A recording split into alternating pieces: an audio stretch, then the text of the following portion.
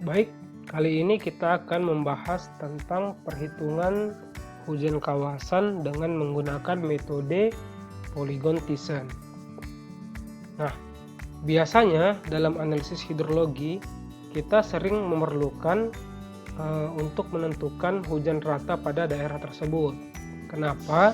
Karena pada umumnya suatu das itu tidak hanya memiliki satu atau dua stasiun curah hujan, mungkin 3 atau lebih.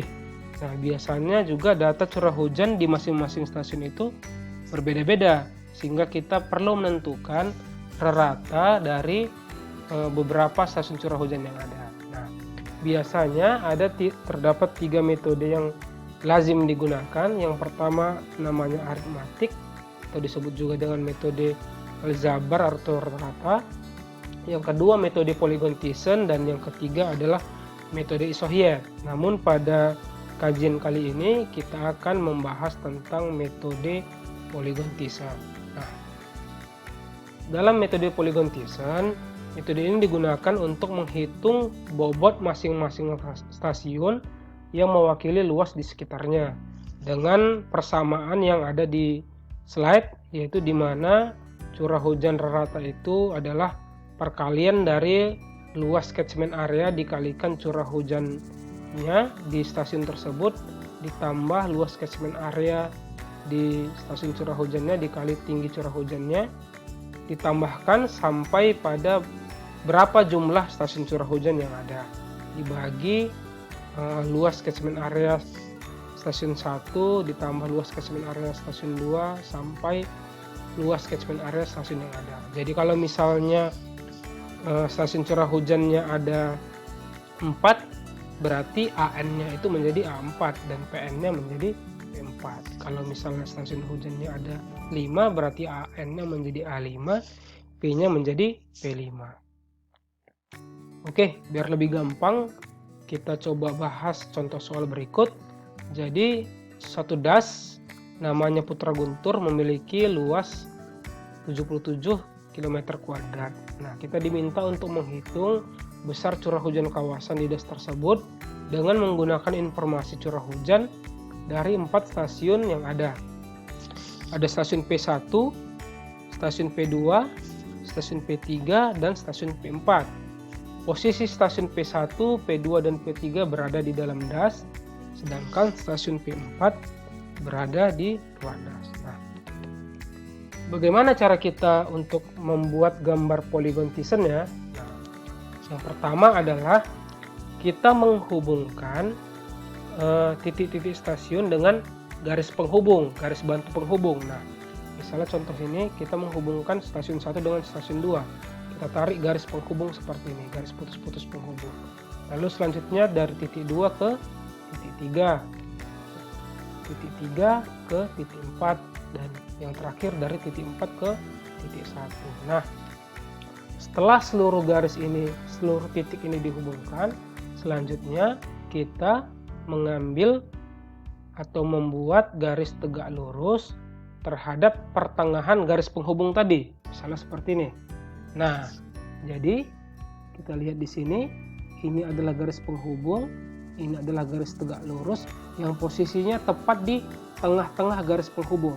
Nah, ingat ya, berada di tengah-tengah garis penghubung yang posisi tegak lurus. Jadi di sini membentuk sudut 90 derajat, di sebelah sini juga membentuk sudut 90 derajat. Nah, selanjutnya di garis penghubung P2 dan P3 juga kita ambil garis tegak lurus terhadap tengah-tengahnya ini, posisi di tengah ini.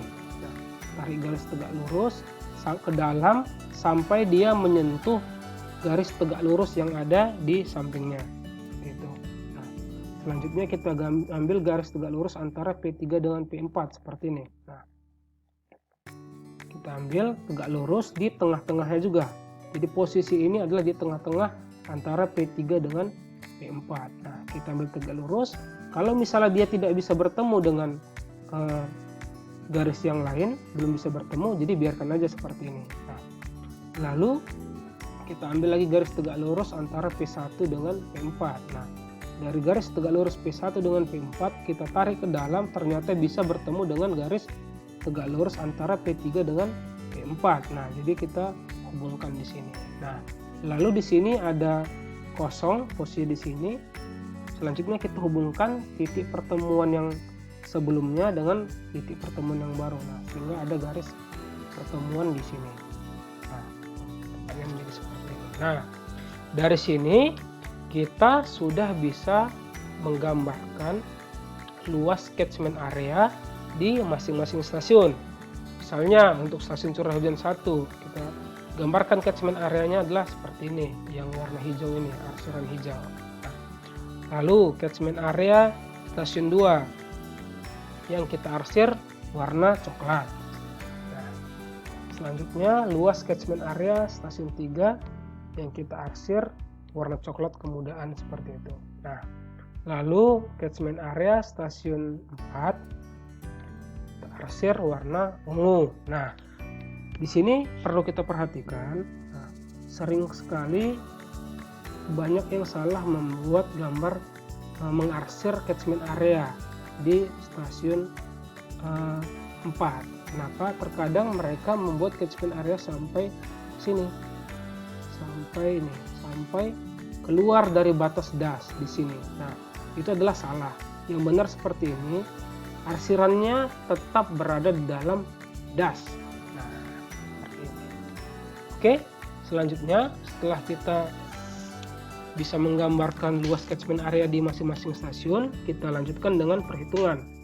Perhitungannya menggunakan persamaan yang tadi. Nah, di sini ada variabel yang perlu kita ketahui, yaitu variabel luas catchment area dan juga variabel tinggi hujan di masing-masing stasiun. Misalnya ada itu perkalian antara A1 dengan P1. Berarti A1 itu adalah luas catchment area di sini yang warna hijau ini dikalikan dengan tinggi hujan di P1 yang di soal adalah 15 mm. Nah, jadi untuk menghitung luas masing-masing catchment area ini biasanya bisa menggunakan AutoCAD atau juga bisa menggunakan bantuan garis bantu kotak-kotak, seperti mungkin dulu pelajaran waktu SMP atau SD. Jadi dibuat kotak-kotak kecil di dalam catchment area ini, lalu setiap kotak yang penuh dianggap 1, sedangkan kotak yang tidak penuh dianggap setengah, lalu dikalikan skala sehingga kita mendapatkan luasnya. Nah, di sini kita sudah mendapatkan luasnya, bahwasanya A1 adalah 20 km², A2 adalah 17 km², A3 adalah 30 km², dan A4 adalah 10 km². Nah, jadi ini sudah saya tentukan luasnya, namun dalam prakteknya harusnya kita mencari dulu. Nah, namun tidak dibahas di video ini. Jadi bisa seperti yang saya sampaikan tadi, bisa menggunakan AutoCAD atau juga bisa menggunakan kotak-kotak bantu, atau juga banyak cara lah bisa mencari untuk luas tersebut. Nah, setelah kita dapatkan luas masing-masing catchment area, masukkanlah nilai-nilai tersebut ke dalam persamaan yang tadi. Nah, seperti ini. Jadi ini seperti yang di atas, rumusnya A1 kali P1 berarti luas catchment area ini adalah 20, ini dikalikan P1 adalah 15, berarti 20 dikali 15. Selanjutnya A2 17 km², 17 dikalikan P2 adalah 25. Nah, selanjutnya sampai A4 dikalikan dengan P4, lalu dibagi total luas masing-masing catchment area sehingga dapat diperoleh hujan ratanya adalah 19,42 mm. Nah, demikian contoh soal dan pembahasan tentang metode perhitungan hujan kawasan dengan metode Polygon Vision. Semoga video ini bermanfaat.